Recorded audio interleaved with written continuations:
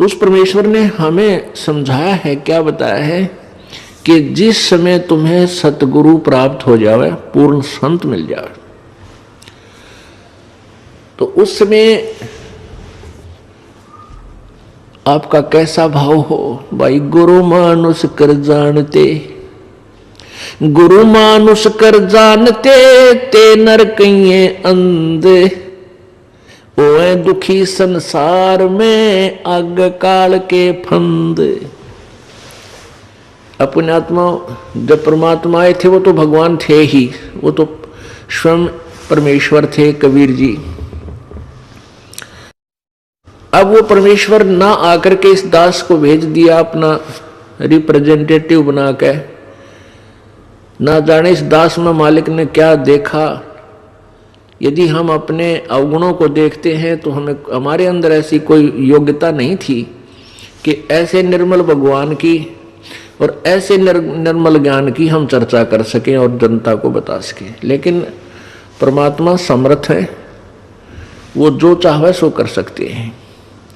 वो मिट्टी से सोना बना सकते हैं और एक अयोग्य व्यक्ति को वो योग्य भी बना सकते हैं अपना काम लेने के लिए। तो उस परमात्मा ने अपने इस दास को भेजा।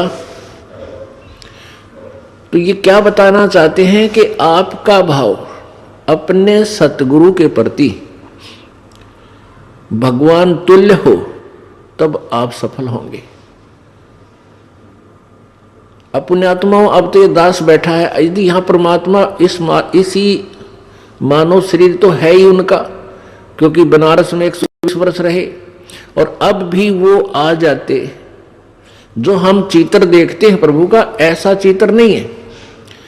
वो तो ना जाने कितने स्वरूप हैं उस मालिक के, वो किसी भी रूप में आकर के अपना ज्ञान बताता है, अपनी प्यारी आत्माओं को अपने चरणों में लगा के भक्ति करवा के सतलोक ले जाता है।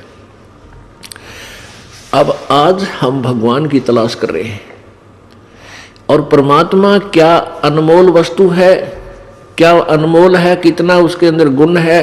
यदि आज हमें वो मिल जाए, आपके सामने आ जाए, तो आपकी क्या स्थिति होगी। एक बार सोचना, जो भक्त आत्माएं हैं गहराई से सोचे।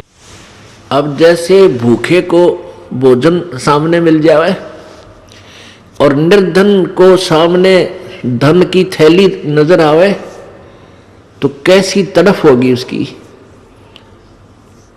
प्यासे को पानी मिल जावे तो कैसी श्रद्धा करेगा, टूट कर पड़ेगा उसके ऊपर। धन है तो ठाकर सीने का न्यू देख कर भाग लेगा, छुपा जो कि तो इसने कोई देख ना ले। और सामने भोजन है तो ऐसी सब टूट के पड़ जाएगा, फटाफट खाएगा, अपनी जान बचाएगा।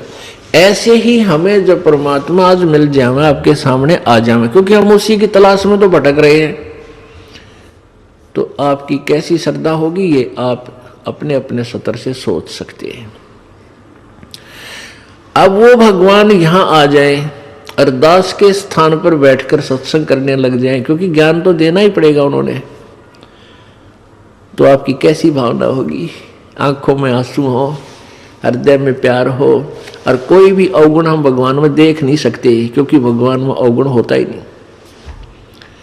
तो यहां हम इसी दृष्टिकोण से परमात्मा के भेजे हुए इस दास को आपने ऐसे ही देखना है, ऐसे विचार रखने, ताकि आपकी आत्मा परमात्मा पाने योग्य बनी रहेगी, उसमें मैल नहीं आवेगा। अब जैसे हमने परमात्मा पाना है तो गुरु जी को भगवान स्वीकार करना होगा। परमात्मा को एज ए गॉड ट्रीट करना पड़ेगा, तब ही हम निर्मल होंगे, हमारे अंदर आधीनी श्रद्धा बनी रहेगी। अब एक गणित के अंदर एक प्रश्न आता है ऋण का, लोन का। उसमें क्या होता है कि मूल धन ज्ञात करना होता है, और वो मूल धन लाखों और करोड़ों की संख्या का होता है। उस लाखों करोड़ों की संख्या के मूल धन, मूल राशि को ज्ञात करने के लिए, प्राप्त करने के लिए हमने सपोज करना पड़ता है, मानना पड़ता है। मान लीजिए मूलधन 100 रुपये,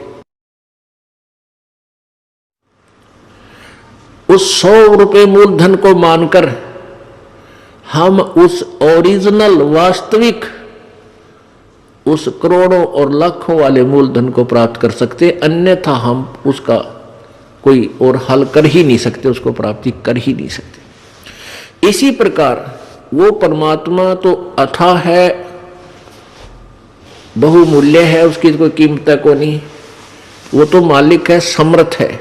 उस समर्थ भगवान को पाने के लिए हमने गुरुजी को मानना पड़ेगा। ये भगवान मान लो, गुरुजी भगवान परमात्मा।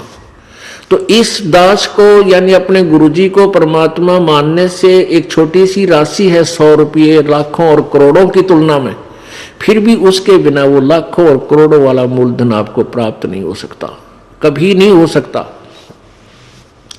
आप जी ने अपने गुरुजी को भगवान मान लेना चाहिए। और भगवान मानने के बाद फिर हमारी कैसी प्रक्रिया उनके सामने होगी? सामने भगवान खड़े हो तो आप क्या झूठ बोल दोगे? आप क्या बीच जैसे कोई मर्यादा तोड़ के आया हुआ है, भाई शराब पी ली आदि था, बीड़ी पी गया या कोई और आन उपासना कर ली, किसी भी कारण से नाम खंडित किया है यानी भक्ति मार्ग से भ्रष्ट हुआ है, और फिर यहां आता है। एक दो भक्त देखे हैं जर्दा खाते हैं, तम्बाकू खाते हैं, बीड़ी भी पीते हैं और यानी मर्यादा को भंग भी करते हैं और आश्रम में आते रहते। तो उनको ये सोचना चाहिए कि आप कहाँ जा रहे हो? गुरुजी भगवान के पास जा रहे हैं। और परमात्मा अंतर्यामी होता है, सारी देख लेता अंदर से। ऐसे आपके मन में ये भावना होनी चाहिए।